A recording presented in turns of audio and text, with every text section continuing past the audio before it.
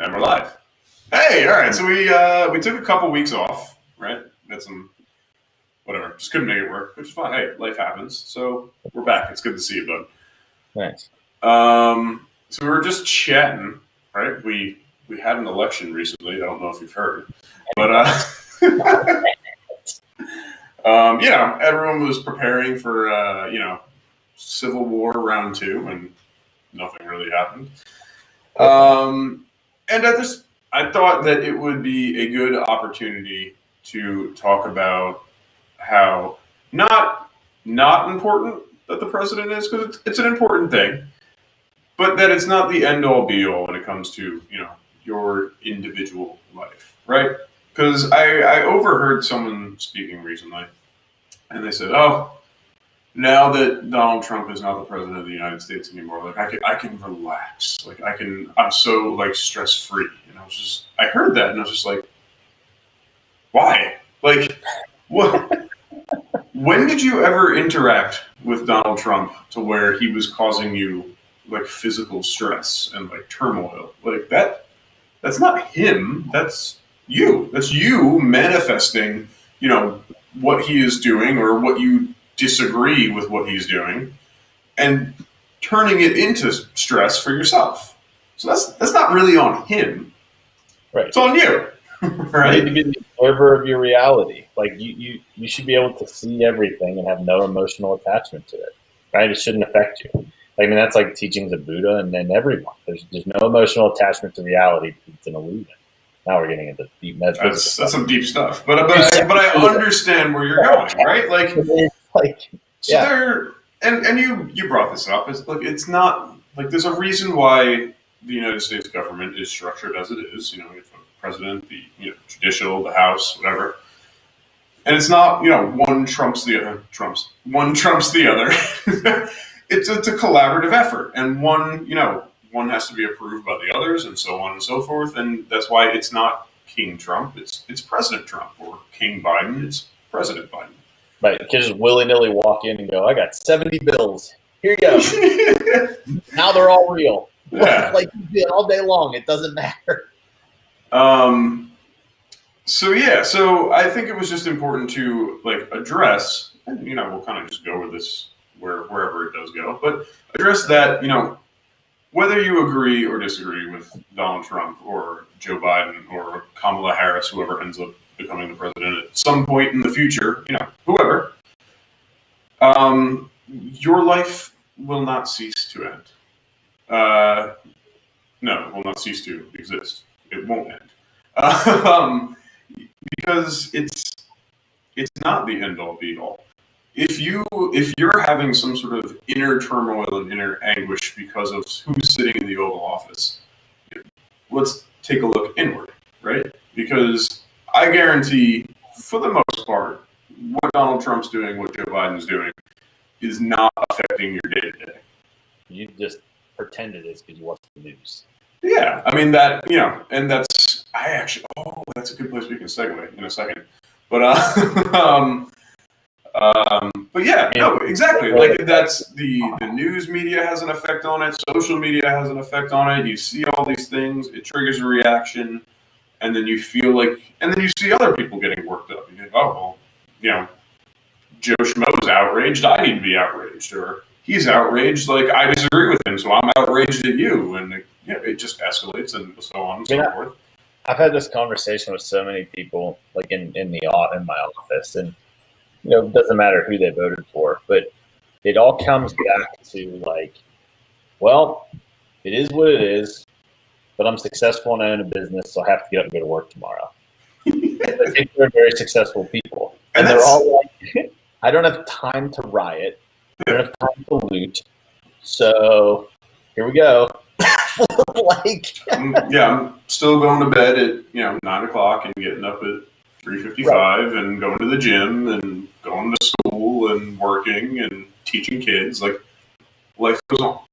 Right. And it's I think it's important too, because I think that people, you tend to become in my opinion, an activist when you either have nothing that you're working for, right? Like you're kind of not successful at any one thing, or you become very successful at one thing and you're kind of not really doing that thing anymore. And now you have free time. You have a lot of free time and a lot of money to do. So you become an activist. Like if you look at that, I would say 95% of them fall into one of those two categories. Not a whole lot of activists out there like me and you. Yeah. Right? Like, I mean, it's just like, I was telling one of my patients, was like, do you have time? Like, even if you wanted to, I'm like, I have absolutely no time. No. No time. No. So, like, I don't even have time to Google who's the president. Like, I literally went and voted. Didn't vote for either of the two people that are combating. Third party, baby. You know it? I did. And so it doesn't, like, I don't know. I mean, it blows my mind that we have this much mental capacity to put towards something and then turn around and be like, well, I can't pay my rent. So I have this theory, and I've never really discussed it with anyone. I've never done any research. It's purely theoretical. I love it. It's probably perfectly accurate, so bring it at me. And you see so much of this outrage, and the outrage, there's activism. Again, it's a lot of people being in other people's business. Yeah. And I think we, as a people, like a singular person, as a town or community, as a country, as a world, I think we would be much better off and much happier if we just mind our goddamn business. And we talked about this, and I'm not saying this to be like, like mean or like to shun other people, but I think if you focus on you and you make yourself the best person that you can be, then you can do more good for the community. Basically, as opposed to right when we were talking about, I was going to say, it comes back to like our first couple episodes when we were talking about like setting goals and values and that kind of stuff. Because I think people get way too bogged down and way too invested with, well, what's he doing? Well, what about this guy? Well, what's he doing? And why does he get to do this and not me? Like, just mind your goddamn business. Because I think if you walked up to anyone on the street, whether they're Republican, Democrat, socialist, what Nazi, well, maybe not Nazi, they're assholes, but most people, if you walk up to them on the street and ask them, like, what would you like your government or like your president to do for you? And I think most people would be like, I want to pay less in taxes, and I kind of want to be like left alone. Yeah, and I think that's about it. And I think most people just want a fair shot. I think I will recognize that there is a problem in the sense that not everyone has an equal opportunity. And I think that's what our country. What's up? I saw a meme. It was so funny, and it was like I probably said it on here before. It was 3 pictures of the hood, and it was like the hood under Bush, the hood under Clinton. Oh, right, yeah, and it didn't change. Goddamn picture, and it's just like it's an illusion that you think they care. And I think it's interesting that like you bring up basically, I want more freedom and I want more, less taxes, and that makes sense. But even in that, I find it very odd that people are so radical about this that because we live in a social media society where I can judge you based off this a couple sentences, a picture and a couple sentences. Correct. And so it's like, and I already know everything there is to know about you. I know everything that's happened to you, like all your experiences. Yeah. Correct. Like so a good friend of ours down here, he has, Tinder and the other one, and, he swipes on them. And like, he'll send me funny pictures now and then, like screenshots of like the stuff. And it's like, there will be ones on there, and it's very interesting that none of them say, if you support Biden, fuck off. But there are literally ones that say, like, if you support Trump, fuck you. Oh, yeah. Or, like, he inspires outrage. Right. And it's very interesting to me that I've never met anyone, And if they were like, so they're making, and again, this is just on there, so I'm sure it's all over social media, right? And I don't have it, so I'm not in that world, right? But they're making a judgment based off of you because maybe you agree with something he said before, or like. But if you met each other randomly at a bar and talked, and that never came up, you could be soulmates. You might be best friends. You see what I mean? So it's like this such a weird. We attach so much of our identity to political positions. And again, and I think if you talk to the average Democrat and the average Republican, like, they kind of want the same things, right? Well, like because all we want to do is show the radical. Like, we want to show the most radical left person. Yeah. And then we want to show like Antifa taking over, Oregon and like, or Seattle, wherever they are, like shutting down like blocks of the city and like, patrolling them with their rifles and blah blah blah. And we want to show, like, white supremacists supporting, Trump, which is a small faction of people who support Trump. I know plenty of people who supported and support Trump, and they're not monsters. They basically just want less taxes and to be left alone, which are both valid claims. Right. Like, I just want more of my money that I earn, and I want you to not bother me. Yeah. Like, how many memes or pictures we send each other, like, of just a cabin in the woods, and we're like, oh my God. This is where I want to be.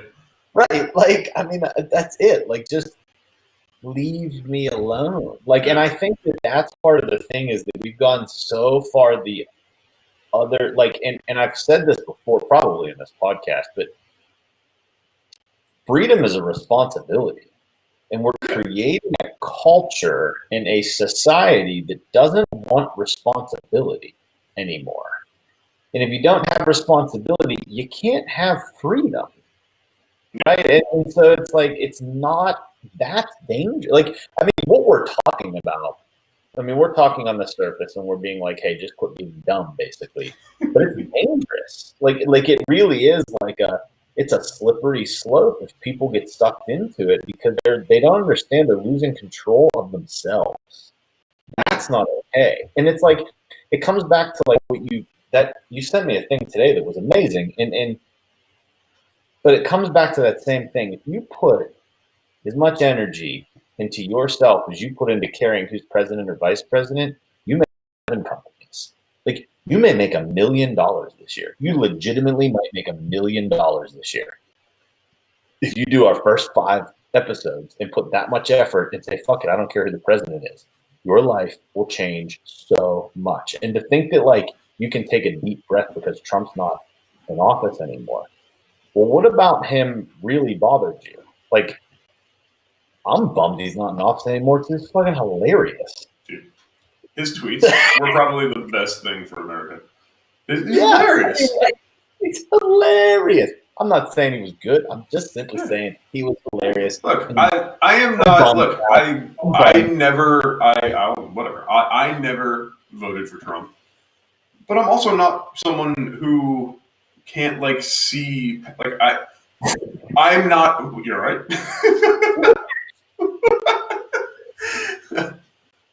My daughter's been playing with the chair, and I think it's finally closed. Thought I lost it for a second.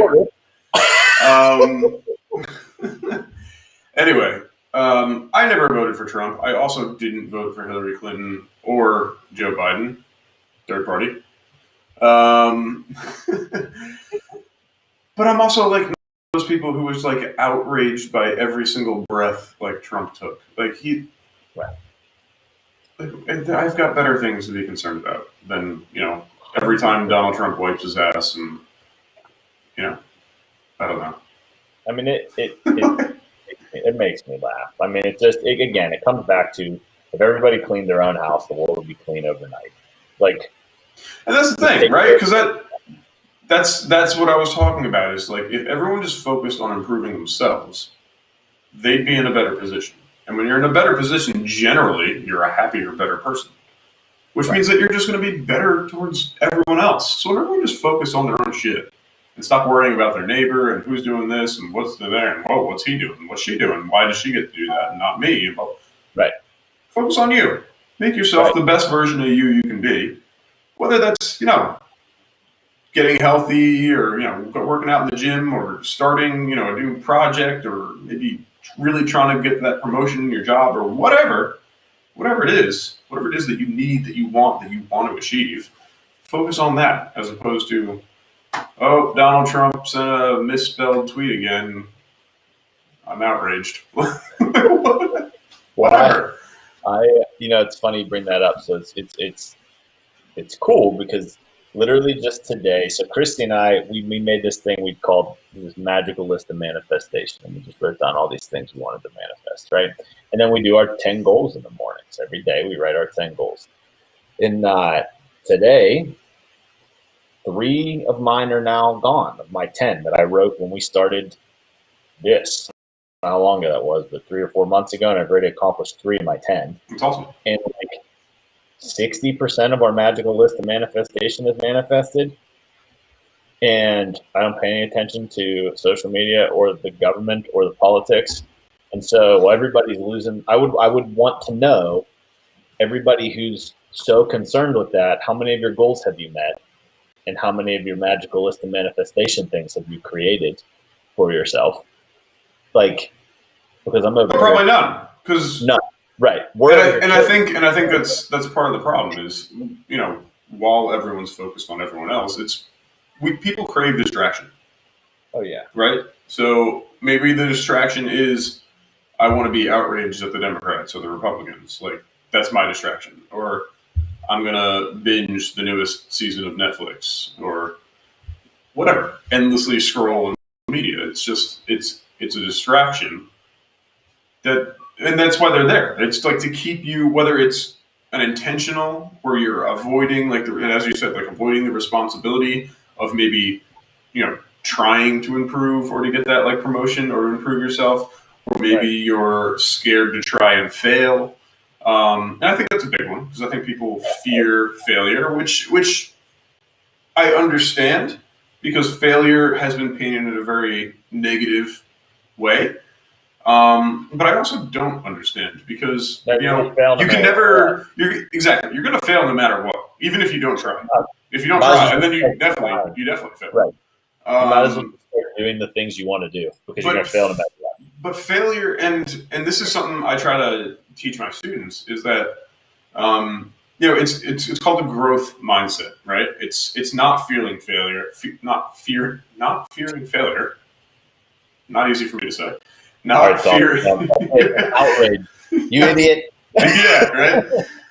It's not fearing failure. It's understanding that it's a part of growth. And that, all right, well, this time, I tried this way, this method, it didn't work. All right, well, let me try a different way. Or what did I learn from this? How can I make this better so I can grow and then maybe I won't fail next time? Maybe I do. If now I failed twice, all right, well, what happened both of these times that I don't want to do my third time when I try? It's a step. It's not like, oh, you failed. And again, it's that word failure just sounds terrible. But one way for everybody, I think this is important for now too, because it's like, all right, well, what did I learn from this process of this election? And it's all right. Well, one, it's obviously probably rigged on both sides. So let's just be honest about that. I mean, and it has been. Everyone's cheating. Right. I mean, everyone's cheating. So not just one side's cheating. Let's call a spade there. Right. And that's probably 100% true since the beginning of the time, and it's been proved before. So that's one. So whatever. But what did you learn? That the 4 years under Trump, my life really didn't change that much. Besides, I just let myself get more angry and agitated at him. But I still had the same job I had as 4 years ago, bartending, because I made no strides to get better in life. And then when Biden is done in 4 years and someone else is president or whatever, I'm still a bartender. Like take that and learn and be like, all right, what can I do to now change? Because I understand this doesn't serve me as a human being anymore. And maybe because it doesn't really matter. I should start voting and looking into people that actually have my best interest in mind and not the party's interest in mind. Right? Like if you do even want to go down that road. Yeah, like, it's very disheartening for me because obviously the last two elections I've realized that like the two-party system's a joke. Like if the Democrats and the Republicans were actually trying to put forth the best candidate to represent America, we would not have gotten Donald Trump and Hillary Clinton in 2016. Or Donald Trump and Joe Biden. Donald Trump and Joe Biden in 2020. I like 100%. That's what I'm excited. That's why it's such a sham. It's just like and all it becomes is all it does is it taps in. You know, as human beings, we have this tribalist mentality, right? You bleed for your sports team, you bleed for your party, you bleed for your high school, like whatever. We have this tribalist mentality where like we identify with our close knit culture and we would do anything for that, and that's all they're playing into. Joe Biden does not give a shit about Racco, and he doesn't give a shit about Leonard Racco. No chance. Joe Biden's biggest concern. Yeah. He'd be like, Listen, Corn Pop. No, Joe Biden's biggest concern was becoming president of the United States, which is why I didn't like him, because I thought he was going to be, I think he will be, a yes man. He's going to do what he wants him to do because he just. What I've always said is, I find it odd that for like 18 months of your 4 years, you're basically running for president again. I'm like, and no one thinks about it. Like, no one is like, how is this productive? How are you running the free world and running for president again? Because it does seem like a full-time job to run for president again. Yeah, dude, it's got to be exhausting.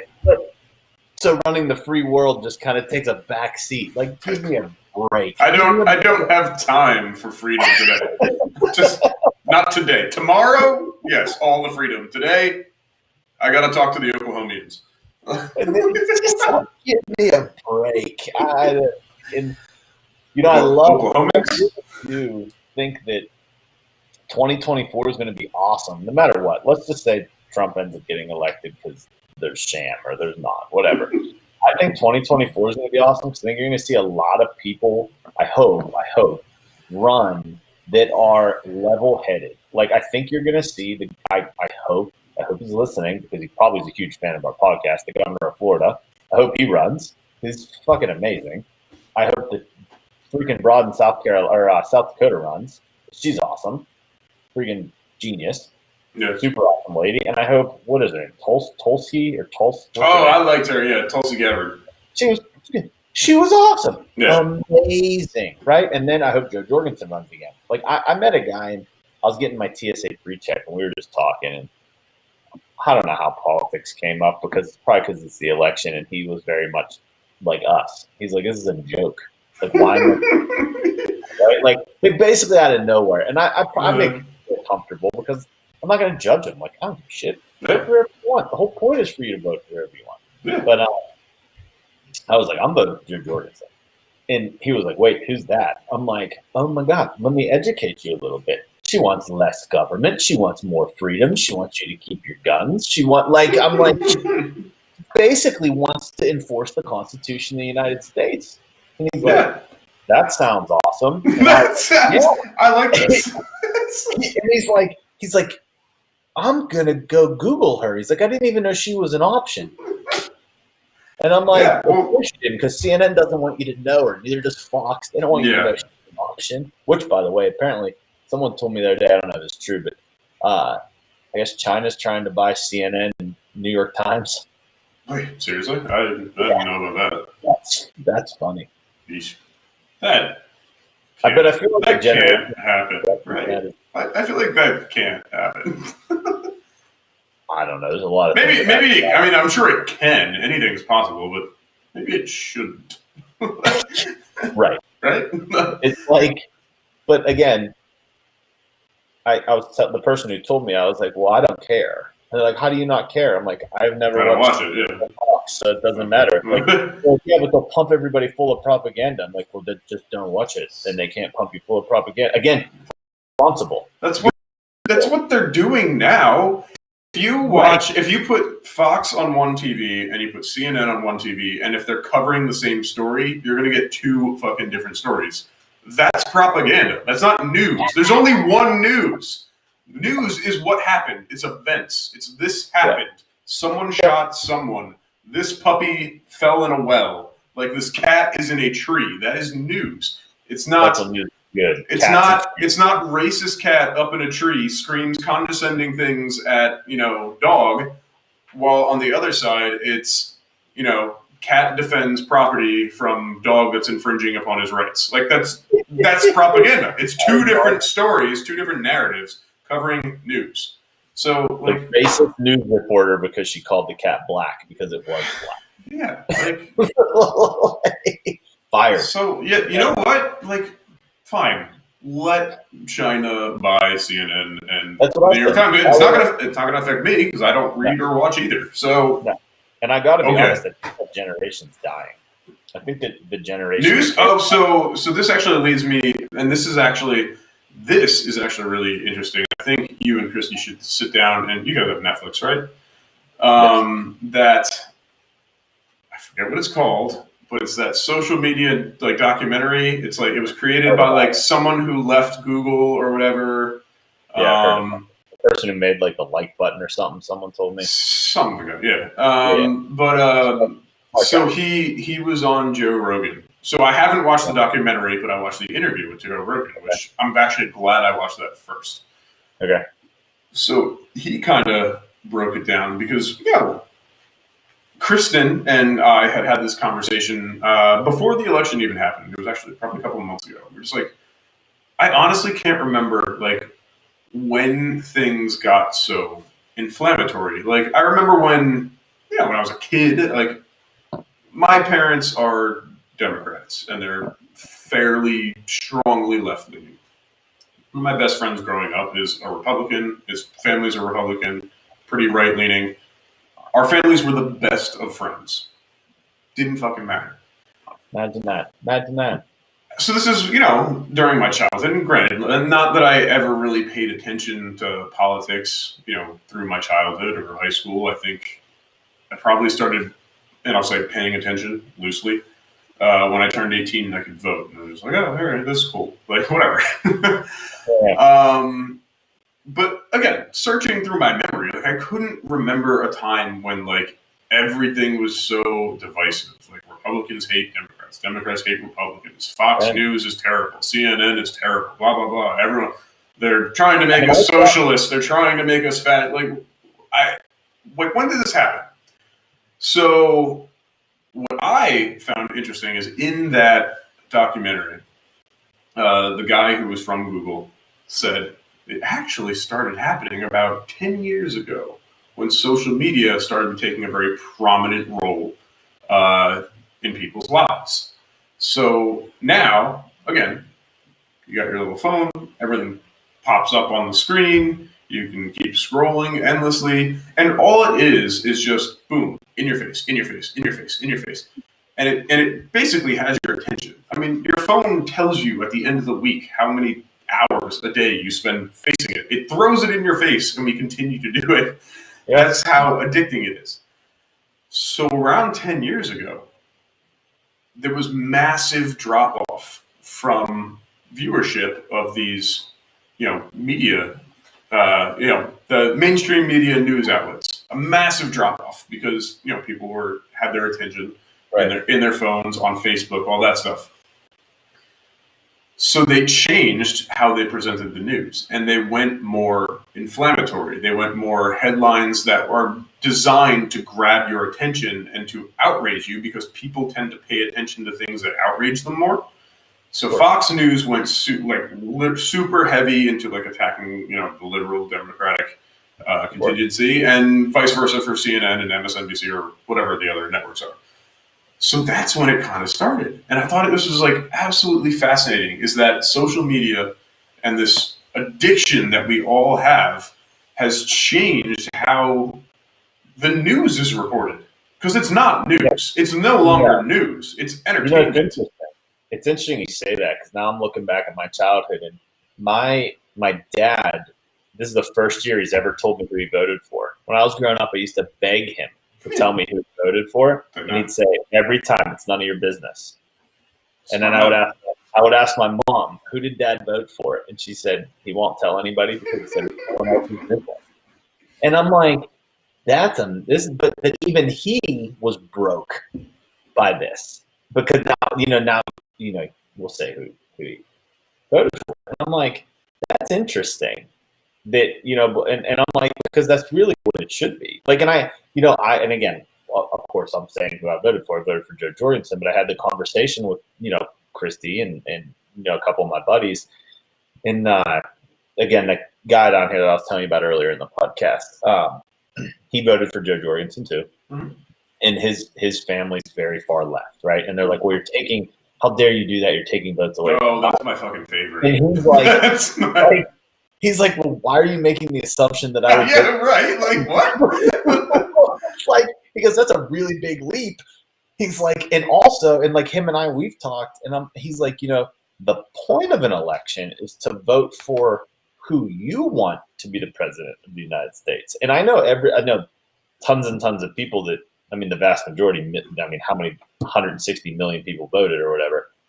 I would say 90% of them probably didn't necessarily vote for who they wanted. They voted for who they didn't want as a president. Exactly, yeah. And I'm like, I can't go to, what values? We talk about values. One of my core values is authenticity. And I can't vote for somebody because I didn't want somebody else to be president. I had to vote for who I wanted to be president. Oh, yeah, dude. Yes. Like, I have to go to bed at night. And like, I would not be able to sleep.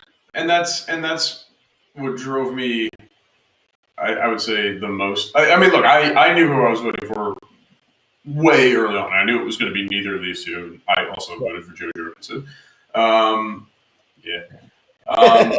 Because I don't, again, like you just said, I don't believe in voting for someone to take away a vote for someone else. Like, I was not going to vote for Joe Biden because I didn't want Trump to be president. This is arguably the most important office in the world. And I'm just going to vote for Joe Biden just because I don't like Trump? Like, no, that's not how you're supposed to vote. Look, who am I to tell anyone how they're supposed to vote? But that's not how I'm going to vote. No. I'm going to vote for the person who I feel is the best qualified person. I didn't even vote for someone on the ballot last time. I wrote in, I forget his fucking name. It wasn't that important. But I wrote in a Republican candidate, the governor from Ohio. I liked him, and I voted for him because I felt throughout the entire election process he was the only adult who acted like an adult. So I was just like, well, I could vote for any of these dancing bears up here who are screaming at each other and calling each other names and degrading like the other's base and blah blah blah, or I could vote for the adult in the room. So that's what I did. What I think there's so much here, though. I think there's so much deep-seated stuff here. Is that the fact that your life will become extraordinary because you have a value and a belief system that is authenticity and that is truth and that values these. There's very core values there that you've described. Those core values are the core values of success, right? And so your life will become extraordinary someday.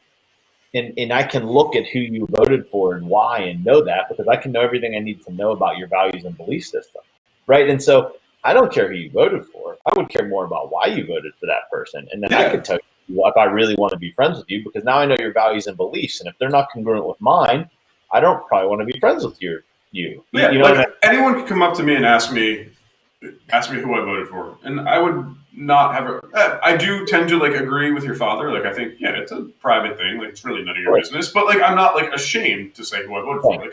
I was not I voted for Trump. Or I voted for Joe Biden. I voted for Joe Jorgensen because I thought, she best aligned with my views of what I wanted to do. And I'm perfectly at peace with that. And I can go to sleep at night and that's fine. And the whole spiel of, well, a vote for Joe Jorgensen's a vote for Trump, or the vote for Joe Jorgensen's a vote for Biden. I was like, no, I didn't vote for either of them. I voted for Joe Jorgensen. Like that's my way. And to me, and that's the reason why I think I will now forever vote third party, is because to me, look, it's one vote in, it's a drop in the bucket of, you know, the American voters. But to me, it's my way of telling the country that you're failing us by putting Donald Trump and Joe Biden up there. You're failing us. Like, these are not presidential candidates. So it's not much, but it's what I can do. So, and here we are. And again, look, I put my head on the pillow and I fall right down to sleep. So, and I don't worry about, like, I went and I voted and I trotted in there with a big smile on my face. And then I trotted big with a big smile out. And then I checked Florida standings and I'm like, oh, damn, Joe Jorgensen's 6 million votes behind. Got him right where we want him. Got him right where we want him. You know, I went to bed and I woke up and went, whatever. And you know, it's a long shot, but I think people are going to start waking up and being like, I hope so. And you want to say, here's my thing about cheating. Well, if it's really fair and there's a third party, Joe Jorgensen should have been allowed to be at those debates. Well, yeah, so that's why don't give me fucking cheating and unfair and blah blah blah. Every time there's a new like governor in a state, they can like change like the alignments of the districts so it like better aligns with like how like their base votes and stuff. Like it's all a fucking sham. Right. I mean, they're cheating all whatever. And I just wish that I could go back in time and have to have Joe Jorgensen at those debates because it would have been hilarious. Yeah. Like everybody, the whole country, they don't, I don't want to say they don't want her there, but you didn't want her there because she would have gotten the attention of the country in a very strong way. And people would have been like, wait a second. Yeah. That person's running for president? I should probably vote for that person because this person's making a lot of sense. Yeah, that's what you would have said. Like, I don't care who you voted for. You could be like a far left person, and you would have probably sat there and been like, "Oh my god, that's logical." Yeah. That's, and again, I think that falls into the category of, we were talking about like the average Republican, the average Democrat. I think that's what most people just want. It's like, oh, when this person speaks, they make sense. They don't forget where they are. They aren't like rambling. Like, here's someone that like I can trust to like make sound decisions to improve the country as a whole. Yep. You know what I just thought of right now, though, is that if Trump doesn't win, because it's not done yet, right? Whatever. If he doesn't win, we may be in for 4 years of the most hilarious. I might get Twitter. Because now he doesn't actually have anything to do besides parade Joe Biden. It might be. See, now I should have voted for Biden to make sure. 4 years of comedy. Well, apparently, I heard he. I thought Trump's tweet would be hilarious after. Oh, I'm sure that will. It's probably gold. I heard that. So apparently, there's a little outrage at Fox News because they did a novel thing and reported the news when a state, like, I guess, went to Biden or whatever, and Fox News reported it because it happened. Okay. And there was like a boycott of Fox and whatever and blah, blah, blah. So apparently, should Trump lose, there's rumors that he wants to start his own like news media company, and he's going to try and like cherry pick like some of the like big names from Fox and like other places and blah, blah, blah. God. Now I hope you lose. It's going to be fantastic. Oh my God. Oh my God. Made me so happy. Right? But you know, the reason that I got 5% battery in it on my charger, so we're going to have to wrap this up. But the reason that makes me happy is not the reason it would make other people happy. It makes me happy because I view it as like, this is the hilarious comedy. Trump TV. That like I won't take serious. Yeah. You know, like it's just like, I'll get hilarious memes because of this, and that'll make me. Oh, it'll be the best thing for Instagram. Like, it'll be just, all of it. And like that, it'd be so amazing. So amazing. Awesome. Sorry. That's fine. Hey, dude, I'm just glad we got to do this again. We missed a couple weeks, and I've been itching, so it was nice to chat. Watch something good next week. We'll move on from the politics, even if we don't have a president. Yes. Hey, you know what? Maybe that's good for us. 4 years, no president. Let's give that a try. I mean, should have a committee. Committee. I was like, one person has a hard enough time running Apple as the CEO. Right? How are you supposed to run a goddamn country? Give me I have a hard enough time running my practice with one person. Dude, I have a tough time managing a room of like 20 students. Yeah. Right. Exactly. Yeah, dude. I'm all about the committee method. Should have they're all probably more mature than everybody in the House and everybody in the Senate too. Yeah. Your room, 20 kids. Yeah, it's possible. Yeah. No, it should be like 2 Republicans, like 2 nominated Republicans, 2 nominated Democrats, and 2 like nominated 100% third party candidates or whatever. That should be a fucking committee. Like, no. Yep. See, I just solved America. You're welcome. Do you see what we do here? We start off with nothing, then we solve America's problems. Gold. Like that. All right, bud.